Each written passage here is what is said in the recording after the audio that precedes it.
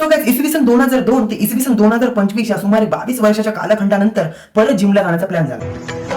किती औसम आहे.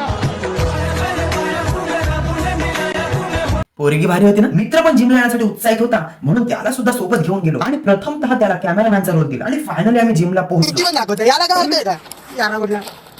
मग गेल्यावर पहिले कॅमेरामॅनला व्हेज व्हरायटीच्या शिव्या घालत वॉर्मअप सुरू केला. मग कॅमेरामॅन हळूच मला बोलला, मी पण वॉर्मअप करू का? मी बोललो हो हो हो हो. आज बॅक बायसेप्स डे होता, म्हणून फर्स्ट बॅक सेट चालू केला आणि गेल्यावर पहिले हातांना फाशी दिली, म्हणजेच चिन अप सेट चालू केला आणि त्याच्यानंतर लवकरच सन सॅल्युटेशन केले. मग फर्स्ट मशीन सेट साठी वाईड ग्रिप पुल डाऊन 2 सेट्स मारले आणि लाईट पुल डाऊन 2 सेट्स मारले. नंतर केबल रोज साठी गेलो आणि वाईड अँड नॅरो प्रत्येकी 2-2 सेट्स मारले. रेट्स जास्त जात नव्हते, कारण 22 वर्षांनी तर आम्ही जिमला आलो होतो. नंतर नॅरो पुल डाऊन केबल रोज मारला आणि लास्ट 2 सेट्स विंग्स मारले आणि फायनली 22 वर्षाच्या कालखंडावरती मात करून आम्ही बॅक आणि बायसेप्स मधला बॅक सेट्स संपवला आणि आता डोले शोल्डेचा सेट्स म्हणजेच बायसेप सेट्स चालू करायचा होता. त्यासाठी first of all wide grip EZ curl 2 sets मारले आणि नंतर रेस्ट घेतली. त्यात पण आपली चुगिरी चालू, कारण आपला जन्मसिद्ध हक्कच आहे. मग नॅरो ग्रिप इझेड कर्ल मारायला घेतला आणि कॅमेरामॅनला योग्य तो